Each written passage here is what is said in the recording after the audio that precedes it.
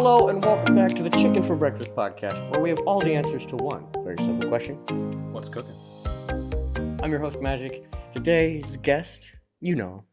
I introduce you the same way every time, too. Yeah. I'm always like... I'm probably on every single thing we do. Yeah. So if you that's don't know true. me by now.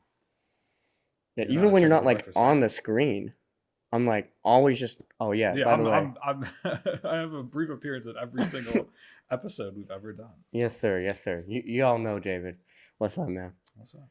I've been thinking about something for a while. So this episode is a great way to like introduce the idea to you. We should do like a podcast where it's just us the entire time, and it's just like random stuff. I'm not against that. I'm cool with but that. It can't be chicken for breakfast. No. But we have a few episodes already that like we've shot and they're just not out yet. Yeah. No. I mean, how many? Like one? Like one extra? Like one or two? It's only one. Okay. But I mean, there's been a few flops too. Like, well, I guess we do react videos too. Yeah. Either way, I think it'd be cool. You should start a podcast. It should be your podcast. It shouldn't be mine. It should be yours because this one's ours, obviously. Yeah. But like, you need to find one that's just so fire.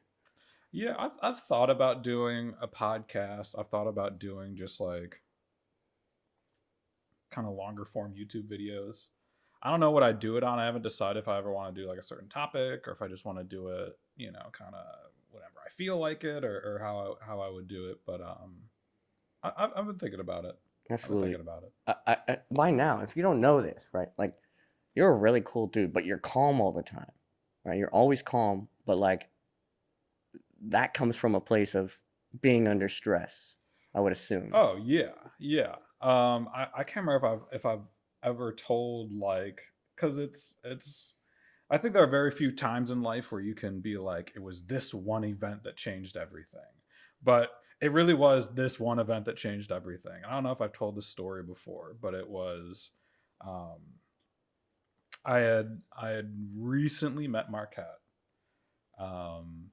And he hooked me up with a job opportunity working with a woman on a documentary about, it was about, how do I want to put it? It was about being stuck on the waiting list for surgery, specifically for donated organs. So she, this woman, had been following some people around for years as they were waiting to receive those organ transplants, and that's what the documentary was about. And I joined in on the team. I think at the time it was the director, it was me, and it was one other person helping doing research and editing and stuff like that. I originally came in as part of the research team, so I would spend all day researching some of the people who were appearing in the documentary, and some of them were pretty famous people. One of them was he was a musician. Another guy was he had appeared as not a stunt double but as a body double for some old kind of black comedies. I think he had subbed in for like Ice Cube and a couple other people in some of those older movies. So there were some names attached to the project. And then there was also a young girl who had basically her whole life had revolved around not having working kidneys. So I came in on that project and I was working it. I was putting in like 8 hours every day, 8 hours, 7 days a week. And as we got nearer and nearer to this big showcase fundraising event, the team started dropping off. So like I start on, and this is one of my first like major, jobs to where I didn't know anyone in it. Like they didn't know me. I didn't know them. Right. Before I'd worked on a documentary and short films and done interviews and stuff, but that was through contacts that I knew that I had. It was for friends. It was for family. This was kind of my first real, go at it. And I was tasked with taking all this footage that had been shot and putting together like, I don't remember how long it was, but I want to say it was like a 10-minute video that was supposed to go on at this fundraiser. And the fundraiser was like tomorrow, basically, when we started. So I was under the gun. I was probably working like 14-hour days, just day after day after day, trying to put this together. I'm trying to rely on this director for help, but she's kind of all over the place as well. She lives, way out in like Euclid. From me, that's like a 45 to an hour drive, depending on the traffic. And it was so much weight on my shoulders that it kind of broke me for a moment. We had a big falling out over that project, but that really that was kind of where it all began, of like, okay, I got to remain calm. I got to be cool. Like, the only thing I can control is myself. I can't control other people. I can't control, circumstances outside of myself. There's a saying that's like, and I can never remember it, but it's, exactly, but it's poor planning on your part doesn't make an emergency on my part. Like, if you mess up, like, that doesn't mean it all has to fall on me and I got to take all the burden, so I think that's where a lot of that calmness comes from. That doesn't mean I still don't get stressed. I do get stressed all the time. But another part of it is, and funnily enough, you brought it up in an episode you shot with Javon, I believe it was, where you mentioned that being prepared and having problem solving skills means you're really never kind of left out on your own. And that's where a lot of the calmness comes from, is that I've been in enough crazy situations that I can kind of problem solve my way out of them. Or at least I know that, like, if I mess something up, there's still a chance for me to kind of, we hate to say it, but fix it in editing. I can fix it in editing. Yeah. So I'm stressed, but I never feel like I'm in a situation where I can't work my way out of it. Yeah, that's definitely a good place to be. One thing that you said just now, that quote, could you say that quote one more time? Yeah. Man, I wish I knew it by heart, the exact words of it, but poor planning on your part does not denote an emergency on me. Yes, that's perfect. Because I need to get better about this. I think personally. I mean, you work with me the most, so I mean, you can attest to this. I think a lot of times, right? I'm like, oh, this person hasn't been doing the thing that they're tasked to do, right? So I'll just do it. Yeah. And I really start feeling a lot of that, like, that pressure of like, oh, it's not gonna work now unless I do it, unless I take care of it. No, I feel it's like, that. no. You just gotta calm down. Think about your job, your position, what you're doing to make this machine work. And if you're not the reason that machine is breaking down, you got to stop trying to take accountability for everyone else. Yeah, no, I mean, that's a big thing. And a lot of that, that hectic, that wanting to take responsibility for everything is because you don't want to disappoint people. You don't want to have to be the person that goes up and says, hey, like, this is messed up. Like, there's an issue here. But at the end of the day, you can only work with what you have. Another big kind of mindset change moment for me was in high school, and so this story is a little different from the other one. So the other one was like, I gotta accept things as they are, right? The director messed up on some pieces, and like, that shouldn't mean that I have to sacrifice my days and my time to try to make up for something that someone else should have had taken care of. Yeah. This other story though was getting over the fear and the nervousness. I'm in high school. I'm probably in my sophomore or junior year, and I for some strange reason I decided that I really wanted to take an honors Spanish class. So like, so if you don't know honors classes, you got your regular class, you got honors is kind of the step above. And I took an honor Spanish class. And I don't know why I did it, because I was good at Spanish. I wasn't great. I wasn't super into it. And I also wasn't the type of student that would spend a lot of time studying. I kind of like let my natural, like, good grades and learning just kind of Yeah. carry me through school.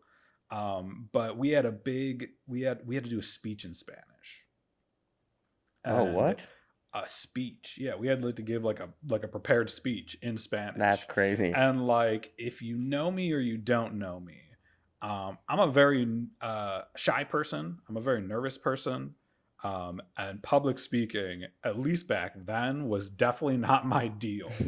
So obviously, when you don't want to go up and speak in front of the class, the only thing going through your mind is like, how do I get out of this? How do I get out of this? Right. Like, how do I stall so I have to do it tomorrow? Or how can I, like, maybe oh, I'm up next, so maybe I'll go to the bathroom, and maybe, I took a little too much time in the bathroom, so someone else had to go before me. You come up with all these crazy plans.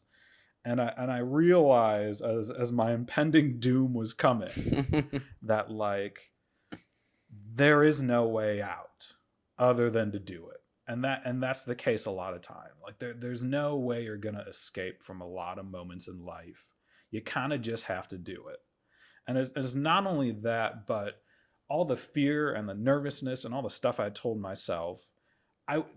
When I would go and do the speech and I would wake up the next day, I would not remember any of that fear. I wouldn't remember any of that emotion, that gripped me. And so that was another thing too, where it's like, when you gotta do it, you just gotta do it. And nothing bad's gonna happen.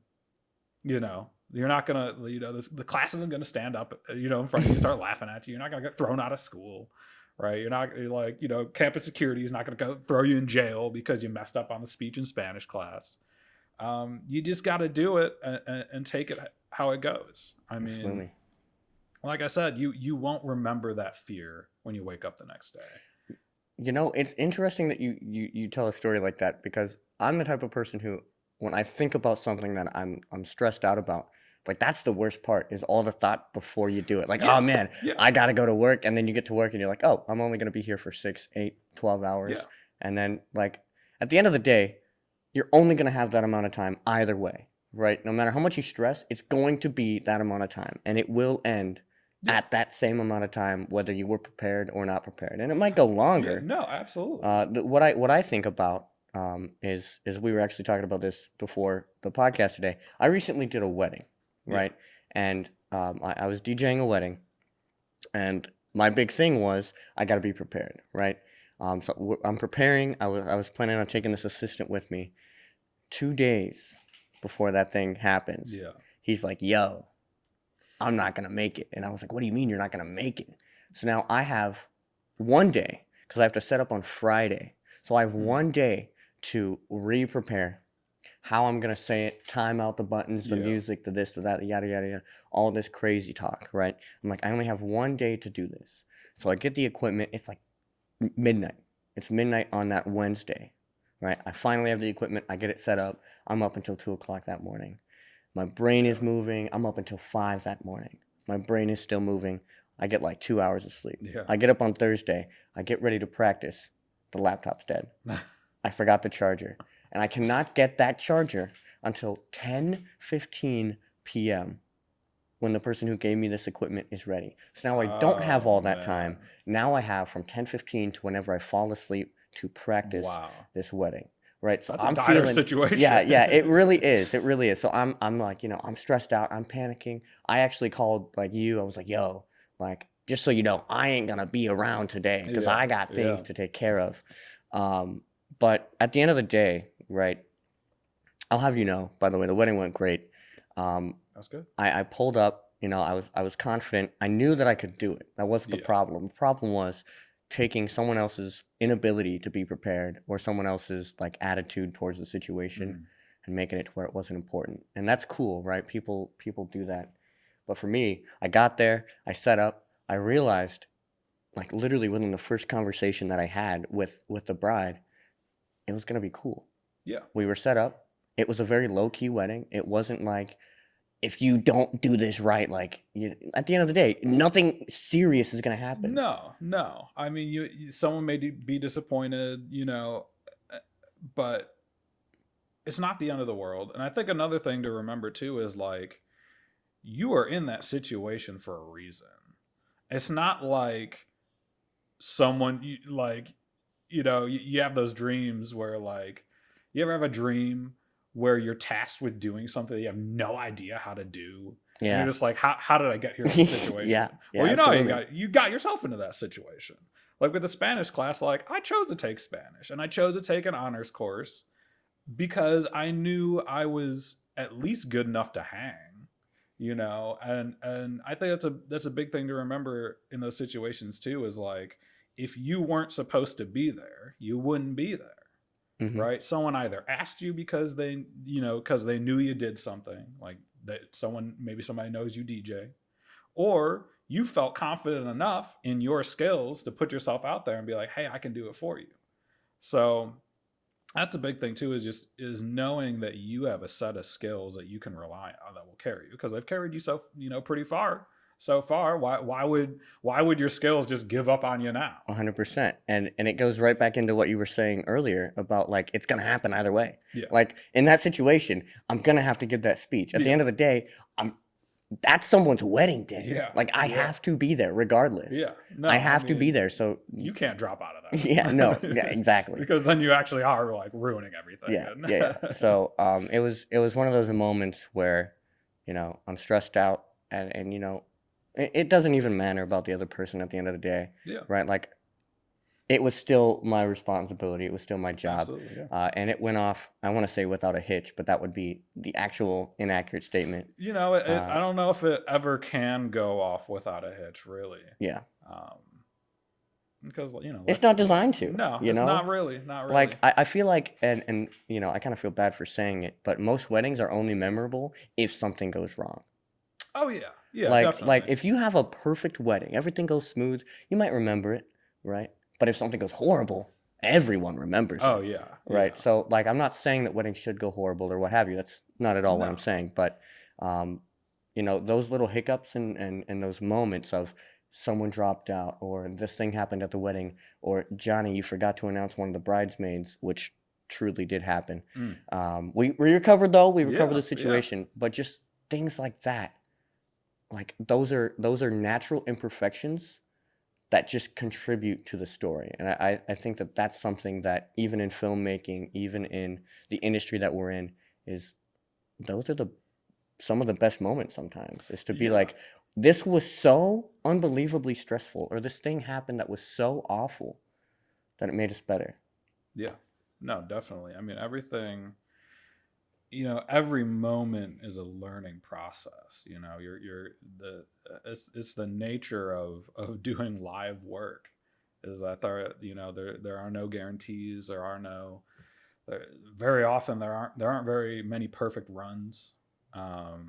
Everything is a little bit different, especially because you're working with human beings, and everyone's different, just by nature of being them. Everyone's a little bit different. Everyone moves a little bit differently.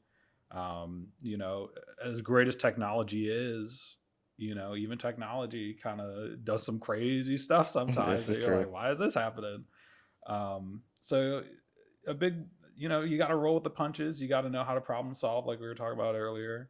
You got to, at the end of the day, rely on your skills and know that, like, you're there for a reason, whether that's a big spiritual reason or just a normal average every day. I got myself into this situation, I can get myself out of it.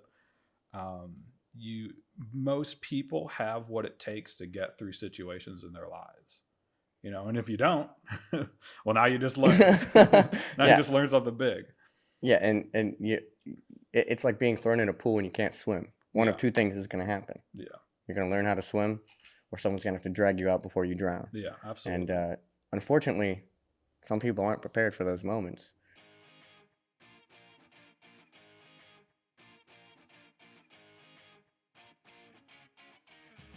Have you ever wondered what it's like to work on the set of a movie or TV show? Do you want to know what goes on behind the scenes of producing a feature film or a commercial?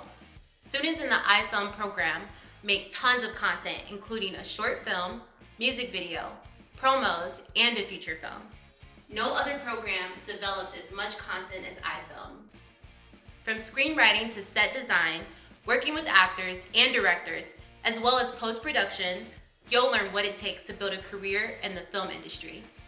And we're currently accepting new students. Sign up at ifilm216.com so you don't have to wonder anymore. We'll see you there. But has there ever been a time where you just let loose and been like, what is going on? You know? In my own way, you know, like I said, I'm generally a introverted, shy person, so my emotions don't spill out like vocally a lot of times. A lot of and it's something I hate, that I dislike, but I'm generally pretty easily read, which is frustrating to me, because I like to be in control of how you see me. I like to be in control of how people see me. And when you can see what I'm feeling on my face when I don't want you to, that's not what I'm looking for. So like if you're upset, now you know I know that you're upset, and now you you're see more I'm upset. Yeah. And that's not a thing where it's like I want to hide my emotions. I don't want to know what I'm feeling. But if I'm upset about something, and I want you to know I'm upset about something, I'll let you know, or I'll show it to you. If I'm upset about something, but it's no big deal, like it doesn't concern anyone else, like I don't want people to know I'm upset, because, you know, that's my own private, you know, dealings. Have I ever had a situation where like it just kind of all comes over and just kind of all comes out? Yeah, it's I think frustration is something that gets me really easily. I get frustrated really easily by certain things. I don't really know why. Certain things will just get me. What do you mean, like a pet peeve kind of thing? Not even like a pet. Well, kind of. It's kind of, but it's like it's almost like a slot machine or a roulette thing, where it's like it just could be anything at any moment. You know. It's kind of scary to think about. Do I have like pet peeves? Yeah. But there's always gonna be something out of left field that just like, ooh, that upset me. I don't know why that upset me. That kind of upset me. And then like I said, it'll kind of show on my body language. You know, I'm a big podcast guy. I'm a big 12-hour YouTube video type guy, which is crazy. I'm a big debate guy. And I hate watching a debate where you have one person on one side who's kind of open to different ideas, kind of, you know, I can see it from your way, I can see it from my way. And you have one person who's just, it's my way or the highway. And I will just keep repeating my same talking points over and over and over and over and over again. That frustrates me. So the one place you will catch me screaming, or maybe you won't ever catch me screaming, is when I'm listening to a frustrating podcast. I'm in the car alone. That's when I get the loudest. That's when I will scream my head off. Absolutely. That's insane. Yeah. I would have never guessed. Because I get into that stuff a lot. You know, I find that stuff interesting. Why people think certain things. What should they be thinking about? What's the truth? What's fiction? That stuff really, you know, that resonates with me. So when I see people who are kind of trapped in their own little, you know, mind prison or their own bubble, and they can't think outside of it, that's extremely frustrating, especially in a situation where it's like, how can you not see this? How can you not think differently? Like if you just stopped and slowed down for 1 second, maybe you could see things for what they are, but I don't know. See, I take things, I think about that in real life situations. Yeah. Where it's like, yo, why don't you understand what I'm saying? I'm not saying I want you to agree with me. Yeah, you don't have to believe I'm just me. asking you to like be like, oh, I do recognize that there's not just me in this room right now. It's not just me on this side of the stance. Like, oh yeah, it was, you know, this action or this thing happening was, you know, kind of my fault in a way, or it was brought on by this thing, or the worst. The worst is when you ask me about something, right? And then there's an answer or there's a miscommunication. And then instead of following up, you assume. And then that assumption gets us to a bad position. And then you're like, well, it's your fault. And it's like, no, hang on. Could be, right? I can take accountability, right? But there's also a level of like, did you follow up, right? Like, hey, are we doing this podcast? Did you follow up? Because I'm not there right now. So it's the same kind of thing where it's like, yes, there's a level of I'm wrong. Things happen, right? There's another level of being like anyone could have done this step to this step to this Yeah. step. Like, no, I didn't make the first move, but you could have also followed up. Things Yeah. like that, where it's like we can at least recognize that that's where the problem is. It's just a miscommunication Yeah. issue. Yeah. And communication is the big thing at the end of the day. For a lot of things is like there's no situation in which more communication is the wrong answer. That situation doesn't exist. This is true. It doesn't exist. And like I'd like to think I'm a generally good communicator. My girlfriend might think differently. She's the one person where I can't outdo in the communication square. She's got me beat dead to rights. When we have arguments, like I got nothing. I got no ground to stand on with her. But it's it's not only to learn the communication, but to apply it before you get to the point where you have to communicate. Because there's situations where if you just communicated a little earlier, we could have solved an issue, or an issue could be solved really quickly. It's a lot of the times when you wait or let things sit and fester, or it comes down to like the situation where we could have communicated earlier. Now we have to communicate. There's no other choice, because if we don't, the whole thing falls apart. If it's recognizing those moments where it's like, I gotta speak up, I gotta say something, I gotta let them know. And it's not always just for other people. It's for yourself as well. So communication is a big thing. It's a big thing. Something I'm always trying to work on as best I can. Yeah, just remember to send the email. Yeah. Make sure you hit that send button. Yeah. Hit send on it. That's a big thing too. And especially like if you're like me, you have ADHD, you get distracted easily. You got a million things going through your mind at once. Like staying on top of that communication, that'll save your life every single time. Yeah, write yourself notes. Yeah. That's a good form of communication. My girlfriend is like, Post-it notes on your steering wheel. You will never forget anything again. I'm like, okay, that's cool, but like, then I don't remember to do that.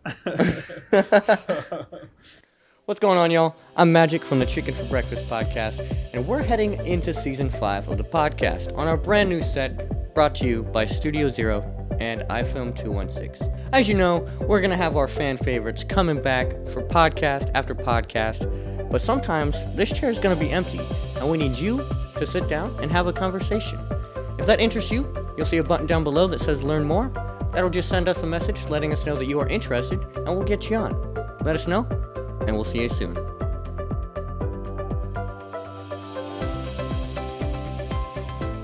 So here we go. You have 30 days to go into the future to convince yourself to meet you in the future. So how do you convince yourself to meet you in an alleyway in the future? You have 30 days to do it. Could you do it? I have 30 days, myself as I am now. I gotta go into the future and be like, hey, so like 30, what's today? It's the 5th, May 5th, Cinco de Mayo. I want to talk about Cinco de Mayo after this for a quick second. Okay. But I'm going into the future, early June, and I got to tell myself in the future, I got to convince future David to be like, hey, at the end of June, we're going to meet at this place. Yeah, and you're meeting yourself. And you and I are going to meet there. Mm-hmm. So how would I convince myself? Yeah, could you do it? I think I could. That's scary. I think I could. And I think I think one of the big lessons, and it kind of wraps back to what we were talking about at the beginning of like, I feel like I could pretty easily convince myself to do things if I knew what the outcome was going to be. Right? A lot of what stops you from doing stuff in your life is because you don't know how things are going to work out. Right? You don't know how things are going to work out. And I've found that like, no matter what situation I've been in, like if I approach it honestly, that it'll probably be fine. I don't think I've ever been in a situation where I've gone somewhere, I've had to do something, I've messed it up, and then it's been like, well, that's it. You threw away your one chance. I don't think I've ever been in a situation like that, where there's no second chance, where there's no alternative path. So I feel like I could convince myself, like, listen, you and I are gonna meet in this alleyway, and like it'll be cool. Like, I know me. Yeah, but you don't. Would you be able to convince yourself that it's you? Because like you got to think, present you doesn't know that. It's future you. Only future you knows that you're in an alleyway meeting you. You just get this ransom note that's like, "Yo, meet me in an alleyway." You're just. That's what I'm saying. That's a hard. So so I'm going into the future. Yeah. So I'm time traveling into the future. Yeah, you and go- I'm showing up in front of myself one day, and I'm being like, "We got to meet up at this Yes. location. Yeah. Don't be late." you go 30 days into the future. Now you have to convince you right now to be there meeting you in 30 days. I That's a feel- hard thing to do. I feel like it's doable. I don't know how I would do it exactly. A post-it note for sure. Probably a post-it note. That's a good place to start. Maybe a couple alarms on the cell phone. Oh, I just forgot I had to be in an alleyway to meet yeah. someone I don't really know who it is. No. Totally. Yeah, totally Am cool. I in that scenario? Am I like face to face with myself? Yeah, absolutely. So then I basically, Which is technically impossible. So because like my twin shows up on my doorstep one day, and my future self has to figure out, like, is this really me, and is this a trustworthy person? Whoa. But that's part of it too. I just got lost. Like if a clone of yourself showed up one day and tried to convince you to do something, like, would you believe that? Would you be like, yes, this is me, and if it's me, I know they're trustworthy because I'm trustworthy, and like, let's go and do this. Yo, this is crazy. That's This is crazy. That's the heart of the matter. I'm losing my mind. That's the heart of the matter. I feel like I could do it. See, I don't think I could do it. I feel like I could do it. I feel like, Because I don't think I would be able to know that it's me communicating with myself in the future. You know what I mean? Like I don't think there's a way to be like, even if I wrote a note, yo, this is you in 30 days. Meet me in an alleyway at this date. Like, that's scary, bro. Ain't no way I'm going to that. Anyone could write that. That's a hard thing to feel grasp. like you have to come at it from the way of like, you gotta hit him with some facts. Like, listen, I know some stuff about us that nobody else should know. See, that's even worse. That's even scarier. Because now I'm like, how does whoever this is know? How do they know? I don't know. Maybe it's possible. Maybe it's possible. I think the way I would do it is I would probably be like, hey, I know some stuff that nobody else should know. And I would look at it like, here are situations in your life that you've been in, and here's what we have learned from those situations. So alternatively, would you just convince them that it's you, or would you try to convince them that it's a stranger? What do you mean that's a stranger? So you don't have to necessarily convince them to meet you. Maybe you just convince them that they're meeting have to- somebody who is oh. trustworthy to meet them in an alley, and when they show up, they're just shocked. Oh, this That's is me. And now you have to convince them that it's you, but you have a way better shot at doing it because they're now meeting you.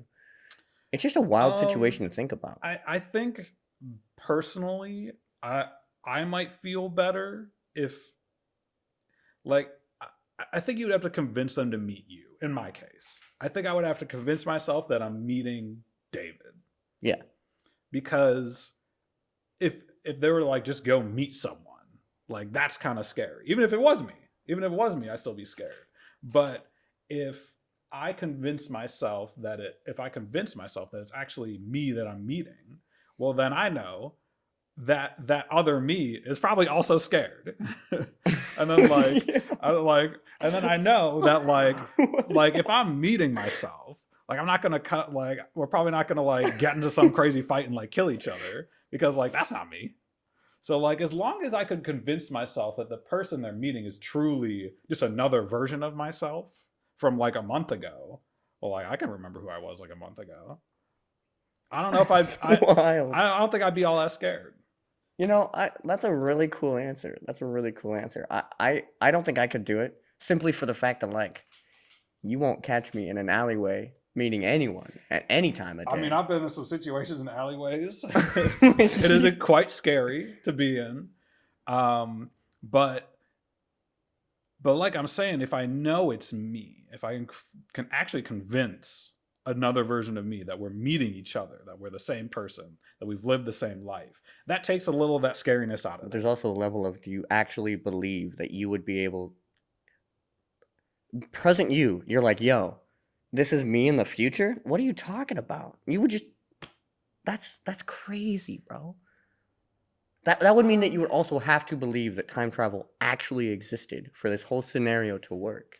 Yeah, I mean, if a guy who looked exactly like me and had all the same memories as me showed up on my doorstep, I don't know if I would start writing time travel out of the equation. Well, maybe. Well, I don't think he's gonna show up to talk to you. I think the only time that you can meet them is that alleyway. Okay, That's so what you're I'm saying. Like I'm sending a message forward in time. That's what I'm saying. Okay. Yeah. Because like if So then, I wouldn't need 30 days to meet you if I could just meet you in the future. I have 30 days to meet you, and I have to get you in the exact place that you need to be for that what if I send, multiverse like, to cross. a video of myself? That's interesting. But now it's like, now Now it's like, but nowadays it's also like, well, that could be deep faked. You know, that could be AI. But I don't know. I don't think we're really going to get an answer to this question. I feel like I could do it. I feel like I'd probably do it through a video. If I couldn't meet myself face to face, I'd do it through a video. And like I said, I would go through like, here are situations you've been in that people shouldn't know about. Here's how you felt in those situations. Here's how you learned from those situations. It's not bad. I feel like that's the only way. I think that's the best answer I've ever heard to this That's the only situation. way Is I'd you be would able just to make do a video of you being like, "Yo, David, what's good? Look, I'm you in 30 days. I need you to meet me here. This is totally true. You can totally trust that this is a real scenario. It's still hard. It's still a hard situation. Yeah, I mean, because at the end of the day, it's like I don't know what the one thing that would convince me is.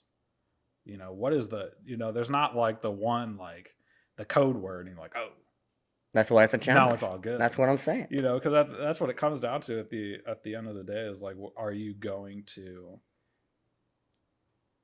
Is there going to be a part of you that's just like, this is not a good, like, reject it, don't believe it. That's like a natural thing. Like, Yeah, no, it is. like holy crap, no. This is a scammer. They are going to steal my identity. They're going to take my life. There's no way you're going to catch me in an alleyway. That's all I'm saying. Yeah.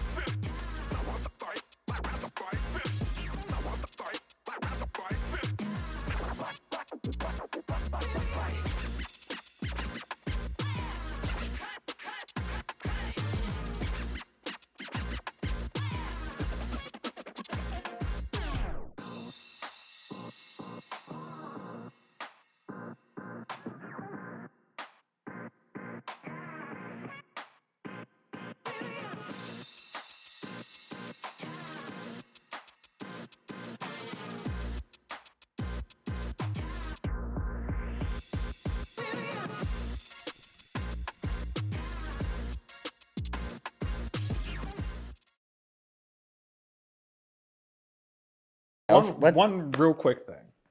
I think I was driving up to the studio a couple days ago.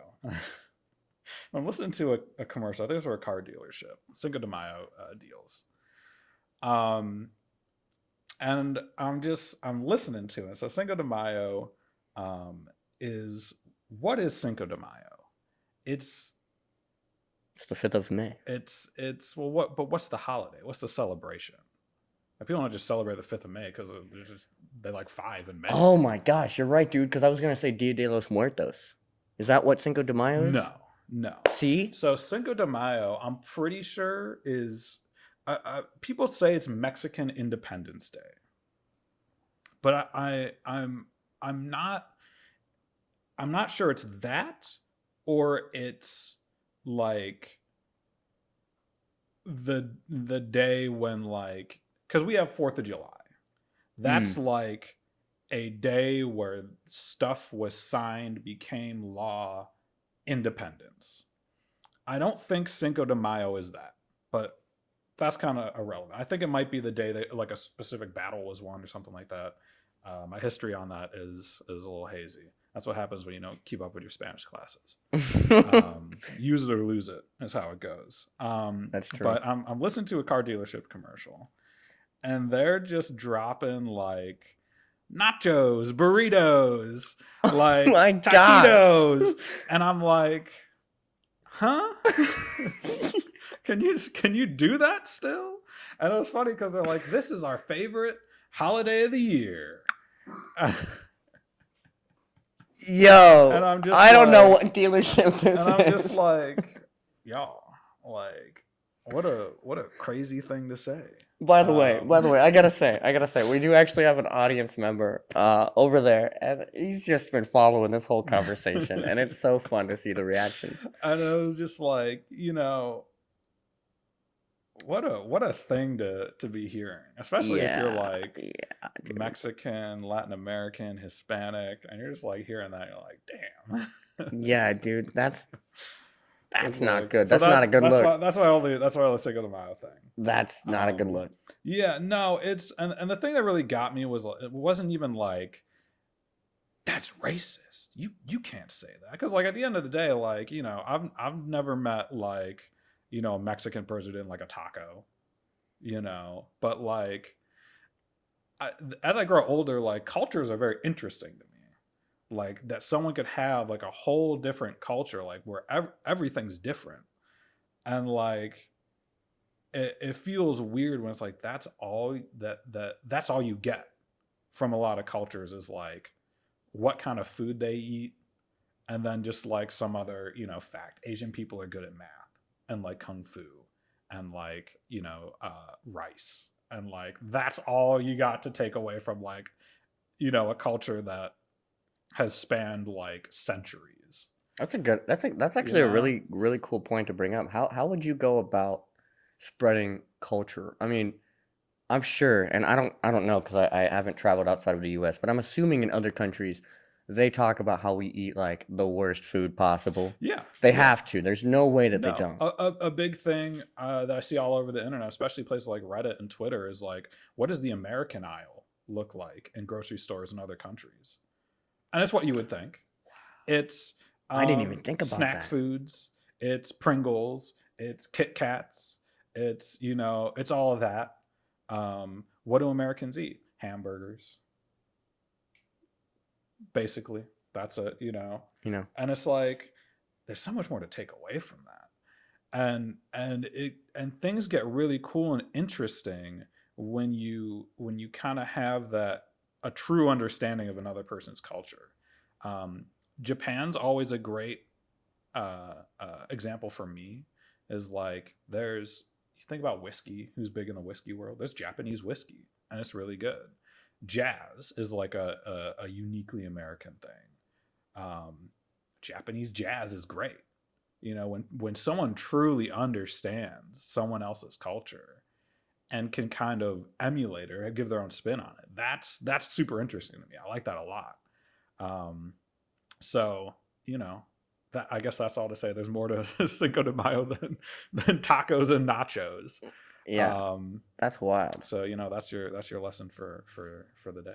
Yeah, that's. I'm so glad you brought that up, dude. Yeah. That is insane. Yeah. And a lot of that for me comes from like I had a very worldly dad. Traveled the world, fought in Vietnam, was a very worldly guy, not only like traveling, but spiritually he was a world, like his spirituality was a little bit of you know, Buddhism and Hinduism from over there, a little, you know, Christian over here, and all of that. So that's what I grew up on, was like all these other cultures. And so now that I'm dating a woman who is 100% Indian, that's like, well, now I got to learn more about that culture. I know the food is good. I know that for certain. But there's so much more to learn there. And so I don't know. I like learning about that stuff. I think it's interesting really quick. Like there are certain like behavioral things in cultures, like certain traditions and whatever. Yeah. My sister, she traveled to Lebanon for 6 months. When she came back, she would tell us about some of the things and some of the things that you had to do when like you're at the table, right? Yeah. So you're getting food. How do you do this thing, right?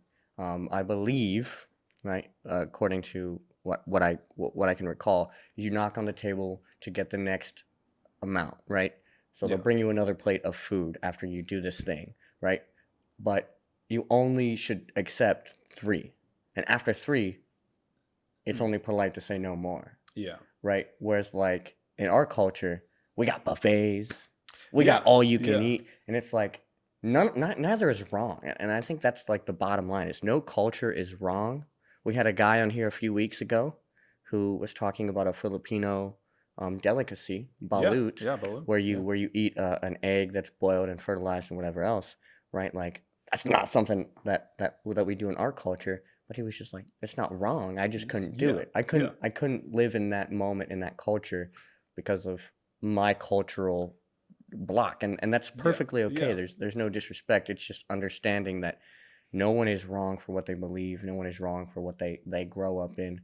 At the end of the day, we are the world. Yeah, yeah. I mean, it's the most interesting thing about people is how we can all do the same things a little differently. Um, and it's I don't know, it's a cool part too because there's always some part of your own culture that you're not a big fan of where you could just take something from another culture and kind of put it in that place and be like, cool, now I'm happy, right? There's a lot of different ways and opportunities where you can mix cultures to kind of create something new that's kind of the best of every world. David, thank you so much for being here. It's always a blast, and it's funny that Yeah. this was totally improv. We had no idea what was about to we figured happen. this all we figured it all out right before the show started. Absolutely. We didn't talk about Star Wars, which is fine. I'm not a huge fan of Star Wars. I like Star Wars. I've seen every movie. It's just not something like Star Wars, The Hobbit, Harry Potter. Like those things are cool. I just don't know enough about them to be able to talk about them. I'm a giant fan of Star Wars, and I will give my hot take for the show. This is my burning hot take right at the end of the show. Is Star Wars isn't that good. Yeah. Even the original movies, I don't think they're that good. They're good. I like them, but they're not that good. What makes them not that good? What do you mean? You're saying it's overrated? Watching is it over? Well, I'll say it like this. Star Wars as a movie franchise. We're not talking about video games. We're not talking about books. We're not talking about comics. No extended universe stuff. We're just talking the movies. Star Wars movies there are more bad Star Wars movies than there are good Star Wars movies. And even the really good Star Wars movies, for me, are like a 7 or an 8 out of 10. I don't think it's a 10 out of 10 franchise. Dang. I don't think so. I like it a lot. I think I like the idea of Star Wars more than I actually like Star Wars stuff. And I will say I'm tired of Star Wars. In the same way I'm tired of Marvel, I'm tired of Star Wars. It's too much, too fast. Half of it's not that great. I think they just need to start a new like saga. That's what it really comes down to. Like new storyline, new characters. Just get rid of all this. Like Skywalker's cool, but like they took it too far. It's still going, man. Start a new saga. Give me something new. Give me I just want fresh. something fresh, something different. There's a new Star Wars show coming out in early June. The Acolyte that people are saying is going to be great. So we'll see. That seems like a totally fresh take. It's not, the same stuff we've been seeing day in and day out, some new characters. So we'll see how it goes. But that's my take. That's my hot Star Wars take. As much as I love it, as much as I love Star Wars. Well, where can we find you? Where do you want us to go check you out? I I mean, if you really want to find me, the only place to really find me is here at Studio Zero. I'm not super active on social media. I should be, but maybe I shouldn't be as well. I think we could all do with a little less social media in our lives sometimes. But if you want to find me, I'm here at the studio every day of the week at this point. I mean, True. Yeah, I was here every day this week. I try not to be, but circumstances lead you here. So that's where you can find me. If you want to see what we're doing at the studio, Studio 0216, iPhone.cle on Instagram. That's where you're going to find us. That's where you're going to see what we're doing. You may catch me. I appear in some of the behind the scenes stuff. So you'll probably catch a glimpse of me here and there, but as far as social media goes, that's probably it. Yeah, man. Yeah, I ask every time. I always know that's going to be the answer. But, I guess if you got my Snapchat, you'll see me there. But I keep that. We're gonna put a thing on the screen. No, I keep that close to the chest. So. Yeah, man, and obviously we'll catch you here doing this regularly. Yeah. And then react videos, Chicken for Breakfast, TV. Yeah, that's the only other place you're gonna see me social media wise. Yeah, and we've been cooking on those React videos though. Yeah, I mean, we've been making the videos, we've been pumping them out. There's always more to make. There's always more to do, but you check in there, you're checking out the YouTube channel. You'll get a good idea of what we're all about and what I'm all about. Absolutely. Well, thanks for being here. Yeah, man. We appreciate you. And thank you guys so much for watching this episode of the Chicken for Breakfast podcast. Remember, chicken is a soul food. And breakfast is the most important meal of the day. So why not start your day out right with chicken for breakfast? Catch you next week.